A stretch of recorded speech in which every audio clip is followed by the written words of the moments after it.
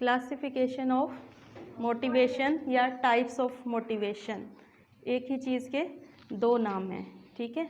और आज हमने पहली जो टाइप पढ़नी है हम उसे कहते हैं मैस्लो हायरार्की ऑफ नीड्स। क्या कहते हैं? हाँ, इसको मैस्लो थ्योरी भी का नाम भी दिया जाता है, मैस्लो थ्योरी ऑफ नीड भी कहा जाता है, ठीक है। हायरार्की नीड्स भी कहते हैं और मैस्लो थ्योरी ऑफ नीड भी कहते हैं, ठीक है। अब वो कहते हैं needs drives instincts are the concept which are used by different psychologists as motive, यानी मोटिव्स के लिए डिफरेंट साइकोलॉजिस्ट डिफरेंट टर्म्स का इस्तेमाल करते हैं पड़ता है, ठीक है। पकाने के लिए अगर कुछ नहीं है तो वो बाज़ार जाके लाना पड़ता है, ठीक है। तो लाने के लिए अगर कुछ नहीं है तो आपके पास पैसे होने चाहिए, तो जब चीज़ें लानी है तो आपको कमाना पड़ता है, ठीक। तो वो ये इतने काम जो आपसे कोई चीज़ करवा रही है, आप बंदा क्यों कमाता है? खाने के लिए। बेसिक नीड क्या है? खाना, ठीक है। जब तक आपकी भूख पूरी नहीं होती तब तक आप आगे नहीं जाते, ठीक है। अब ये हायरार्की नीड्स जो है वो इसी पे बेस कर रही होती है। ये किसने दी थी? इब्राहिम मैस्लो ने, ठीक है। किसने दी थी?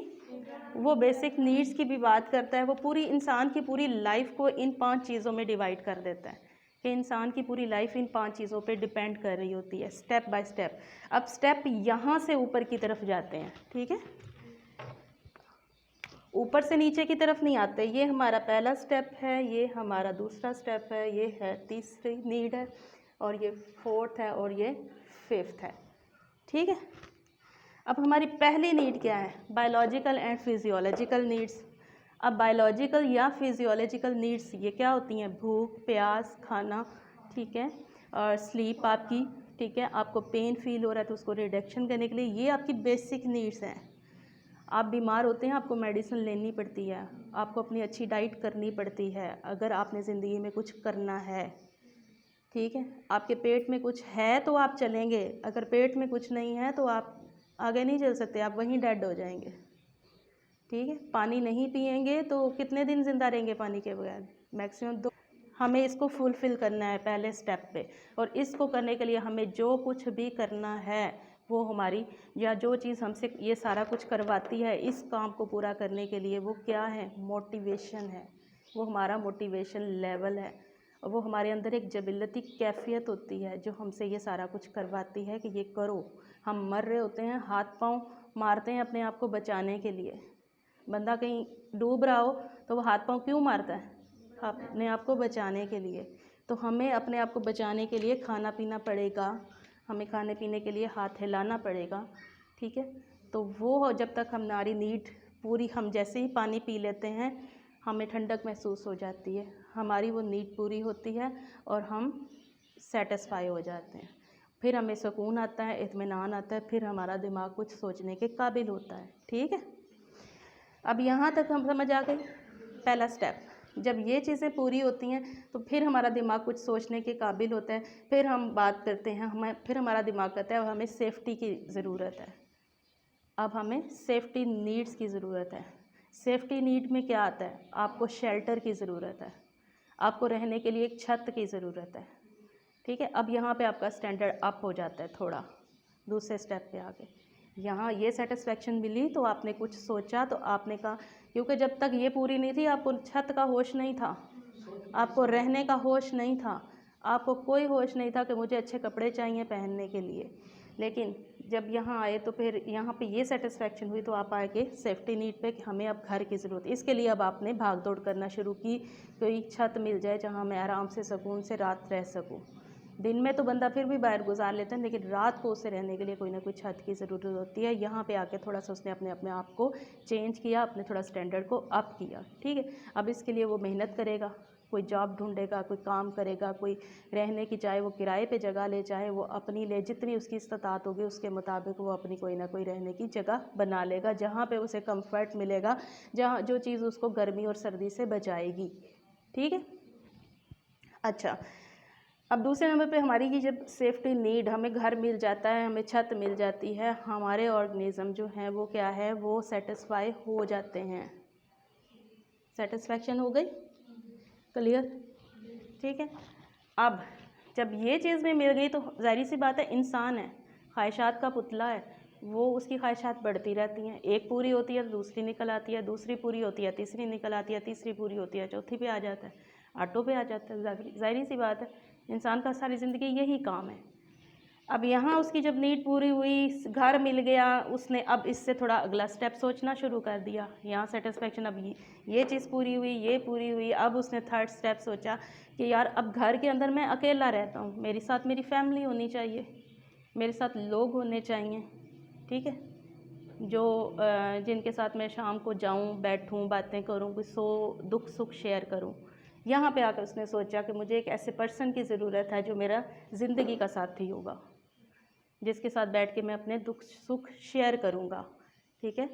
तो वो उसको फिर वो उससे ज़ाहिर सी बात है अटैचमेंट की ज़रूरत है, उसे बिलोंगिंगनेस की ज़रूरत है, उसे लव की ज़रूरत है।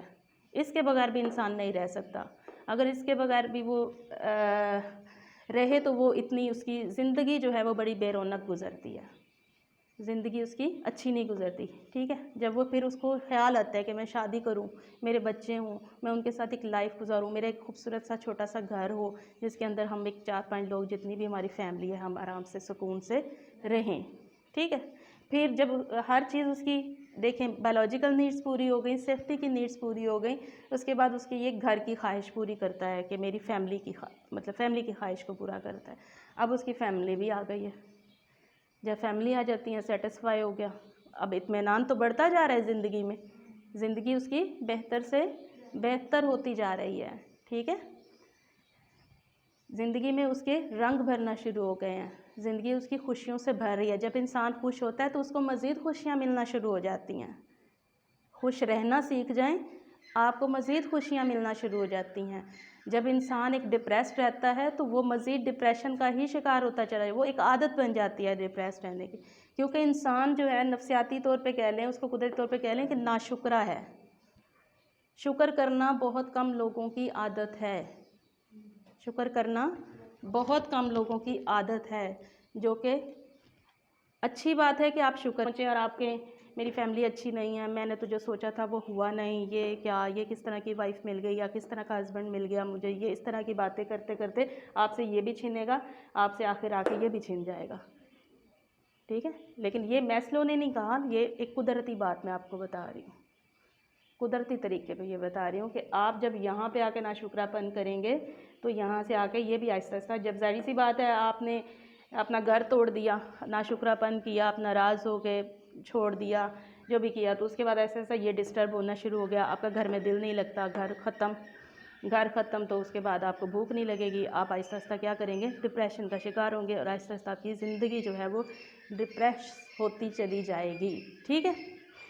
चलें जी, यहाँ तक पहुँचे तीसरे स्टेप पे कि ये हमारी सेटिस्फेक्शन हो गई, फैमिली आ गई, घर में एक खूबसूरत कहते हैं कि गहवारा बन गया, अब कोई टेंशन नहीं है, बंदा जो है वो जाना मतलब अपना आराम से सुकून से जाता है, सुकून से आता है, उसको खाने की भी कोई टेंशन नहीं है, घर में बैठ उसको बना बनाया आता है तो मिलता है, जाता है तो मिलता है, घर में केयर मिल रही है, हर चीज़ मिल रही है, ठीक है।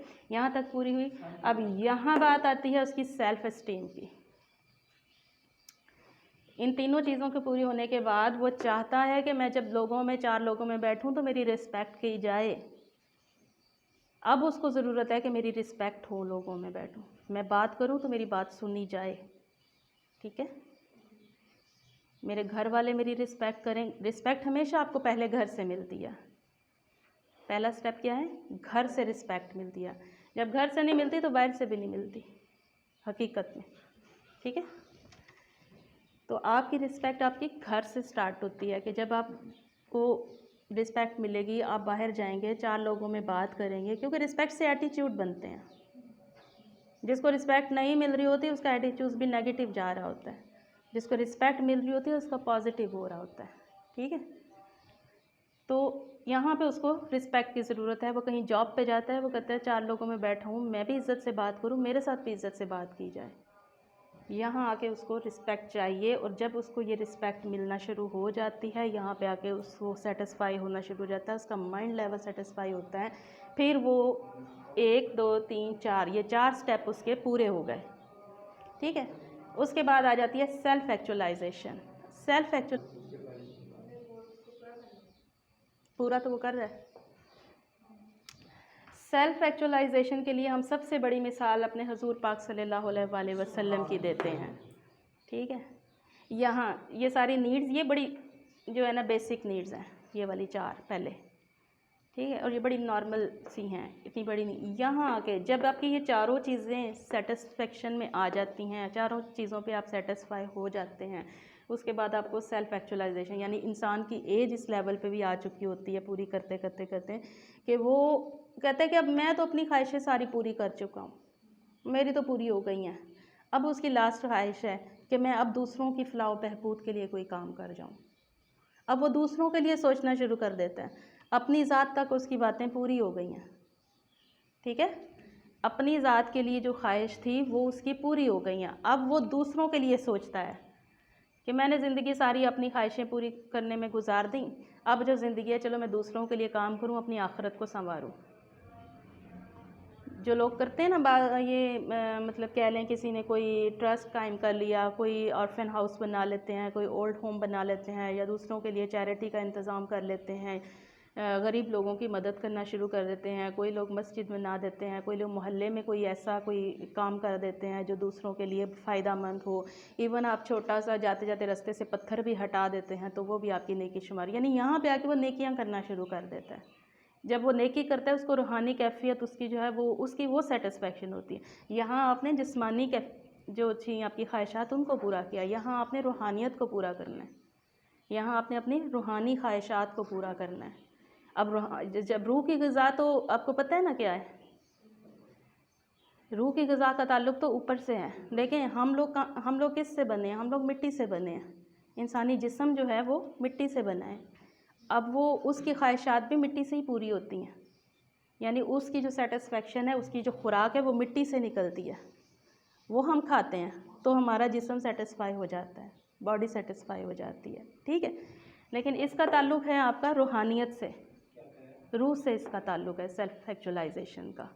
ठीक है, अब इसकी जब आप ग़िज़ा क्या है वो ऊपर से आती है, कहाँ से आती है, ऊपर से आती है, अल्लाह की तरफ से आती है। जब आप नमाज़ पढ़ते हैं आपको सुकून मिलता है, जब आपको सुकून मिलता है आप सेटिस्फाई हो जाते हैं। कहते हैं ना कि जब आपका दिल करता है कि अल्लाह ताला से आप बात करें तो आप नमाज़ पढ़ते हैं। ठीक है, और जब आप ये चाहें कि अल्लाह ताला हमसे बात करें तो हम कुरान पाक पढ़ते हैं। तो हमें जब हम पढ़ रहे होते हैं तो हमारे अंदर वो फीलिंग्स होनी चाहिए, और जो एक्चुअल में पढ़ते हैं उनके अंदर ये फीलिंग्स आती हैं। और आपको फीलिंग आती होगी जब आप कुरान पाक पढ़ते होंगे, और उसका अगर तर्जमा आपको समझ आ रहा होता है तो आपको लग रहा होता है कि अल्लाह ताला हमसे बातें कर रहे हैं, वो बाकायदा आपके अंदर उतर, और वो आपकी रूह की ग़िज़ा होती है, तो आपकी रूह से खुश हो जाती है, आप मुतमईन हो जाते हैं। बाज़ औक़ात जो लोग तहज्जुद पढ़ते होंगे, मे बी उन लोगों को फीलिंग आती हो, क्योंकि ऐसा जो लोग आदी होते हैं उनको बाकायदा फ़रिश्ते आके उठाते हैं, और फीलिंग आती है कि जैसे आपके कान को किसी ने हल्का सा पिंच किया हो, किसी ने आपको हल्का सा पाँव पे किसी ने वो किया हो, तो फ़ौरन से आप उठ के बैठ जाते हैं। क्यों, वो अल्लाह के फ़रिश्ते, अल्लाह ताला स्पेशल बंदों को भेजते हैं अपने उस प्यारे बंदे के पास जो तहज्जुद पढ़ रहा होता है, कि जाओ मेरे इस बंदे को उठाओ। बाकी जो नहीं पढ़ते वो कहते हैं इनको और मज़ीद थपकी दे के सुला दो ताकि ये सोते रहें।